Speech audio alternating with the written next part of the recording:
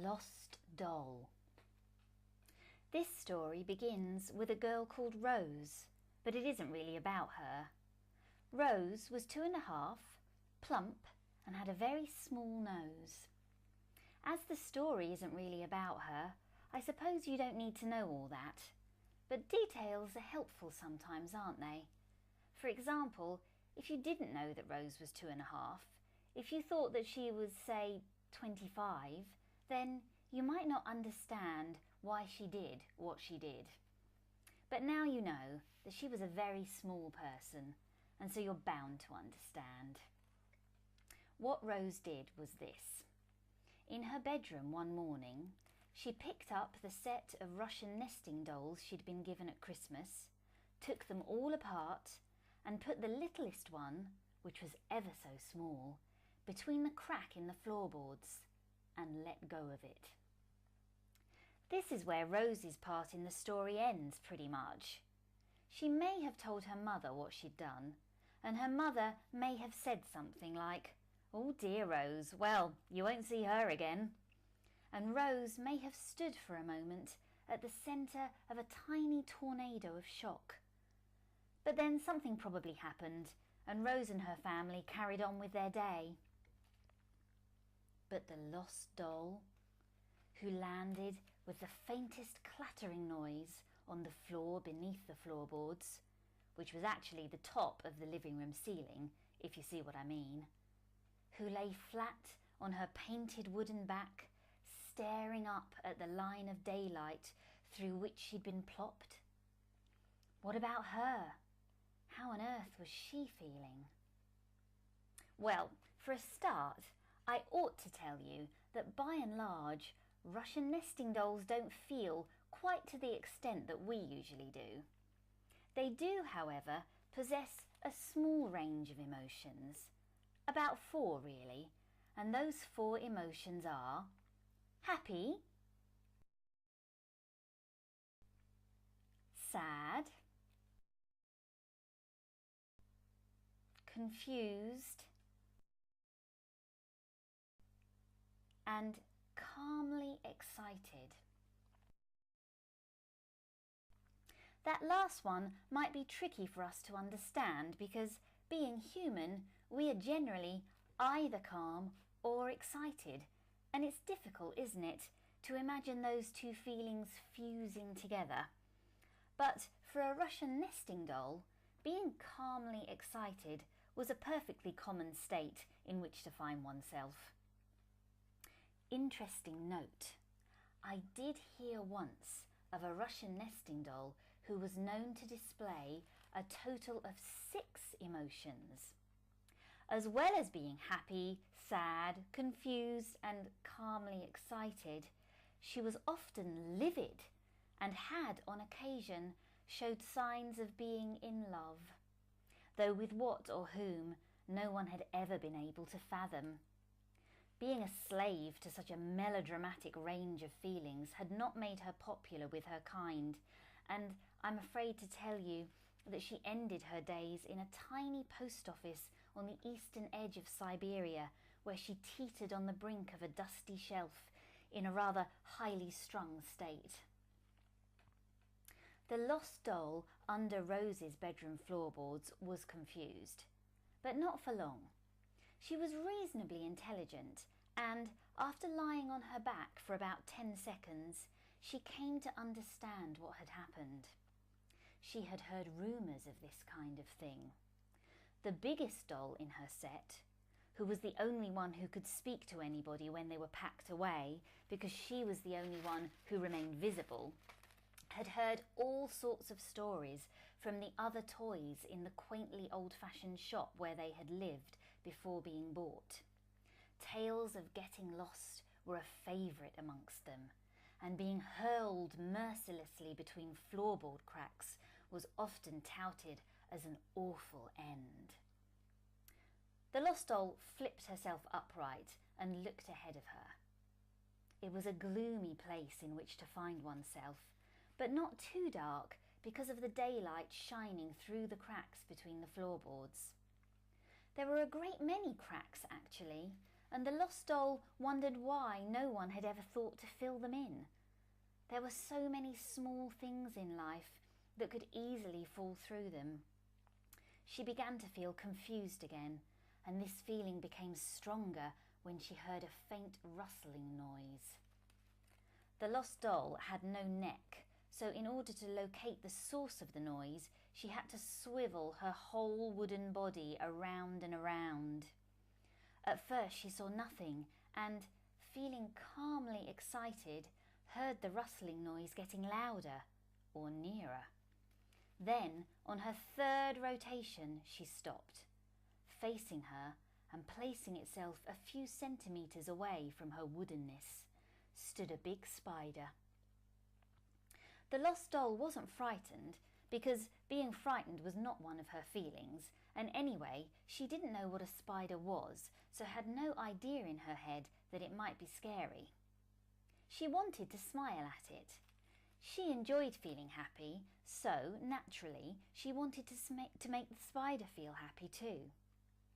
The problem was that her mouth was painted on, and, being such a small doll, she had never been able to summon enough strength to move it around.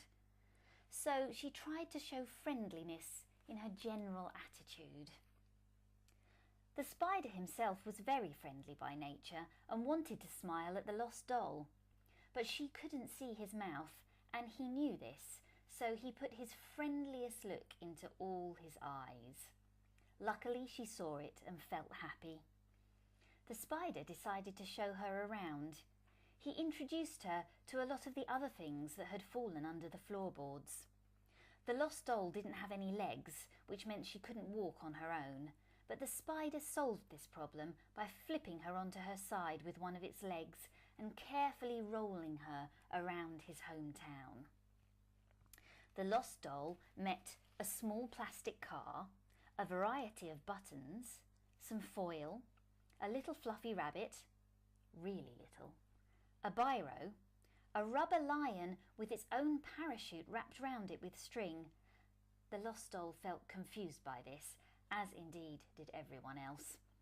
Some dry orange peel, the lid of the biro, which had a very independent spirit, and a great many other things. They greeted her warmly, and she did her best to show how happy she was to meet them. They all spent a pleasant day together, and that night the lost doll lay on her back and stared up through the floorboard cracks at the glowing stars on the ceiling of Rose's bedroom. She felt happy. When she woke up the next morning, though, she didn't feel happy anymore. She felt confused, and this led to sadness. If she hadn't been made of wood, she might even have had a few tears. The other things tried to cheer her up. They brought her the best food they had for breakfast, which was squashed raisins in a coating of dust. But the spider understood that the lost doll's sadness was deep.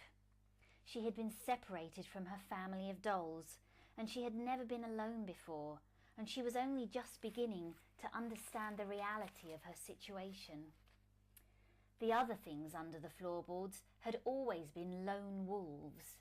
Getting lost between the cracks had not caused such sadness and confusion for them, and now they had formed a new kind of community. Would the lost doll be able to forget her life as part of a set, or would the idea that she was living apart from her group overwhelm her and make her sad forever? The spider put a frowning look into all of his eyes and went off to his corner for a think. He thought for a long time, and the other things knew it was best to leave him to it. They carried on with their efforts to perk up the lost doll. The little fluffy rabbit gave her comforting nuzzles. The buttons tried to entertain her with a game of ultimate tiddlywinks. The rubber lion offered her a go of his parachute, but there was nowhere under the floorboards high enough or windy enough for that idea to work.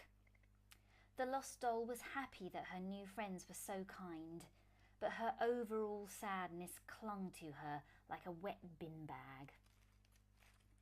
From his dark corner, the spider observed and thought. The daylight trickled down through the cracks above, and gave a slightly stripy effect to the floor of the space under the floorboards. His hometown. He knew it so well. Every corner, every clump of dust. Surely some part of his knowledge could be used to help the lost doll. He gazed at the patches of light and pondered on. And after a while, he realised that he was gazing at a patch of light he'd never noticed before. In fact, now he came to think of it, it hadn't been there before. It had popped up a few minutes ago. He had been thinking so deeply he had barely been aware of it, but now he knew that that was what had happened. He scuttled over to the new patch of light, and all his eyes shone with smiles. It was a hole. Not above them this time, but below. Rose's dad had made a little hole in the living room ceiling. The spider was looking down on his balding head. He was standing on some step ladders, holding a lampshade, and Rose's mum was at the bottom of the ladders, looking up and frowning. "You know," the spider heard her say, "I'm not sure I want it there now." Rose's dad was tutting. The spider understood. He wasted no time. He crawled swiftly to the lost doll, flipped her onto her side and rolled her, rather roughly, over to the hole in the living room ceiling. She could feel calm excitement filling her wooden body. The other things stared. Just before the lost doll started to fall through the hole, the spider put goodbye into all of his eyes, and she hoped that she showed 1,000 thank yous in her general attitude. The lost doll hit the living room rug with the tiniest thump, and Rose's mum jumped. "Where did that come from?" she asked the air, and looked up. The spider had peeked through to check the lost doll had fallen well, and Rose's mum screamed, "Oh my life, look at the size of that spider!" The spider returned to his hometown. "Plug up that hole, Dave. I'll have another think about the lamp." Rose's dad plugged up the hole, and Rose was very happy to see the lost doll again. Rose's mum put the whole set of Russian nesting dolls onto a shelf in the living room which Rose couldn't reach. She said Rose could play with them when she was a bit older. No one ever saw the spider again.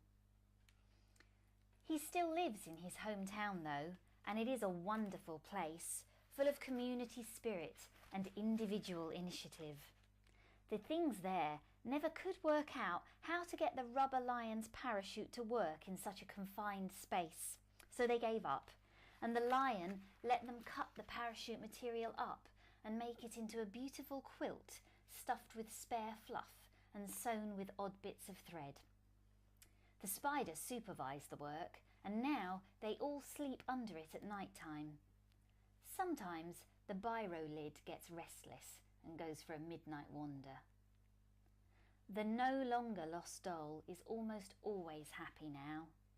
She has an inkling, though, that her range of emotions has grown very slightly. She chooses not to tell the other nesting dolls, probably wise, but sometimes, in a quiet moment, she looks up from her shelf at the plugged-up hole in the ceiling, and her wooden body is awash with love.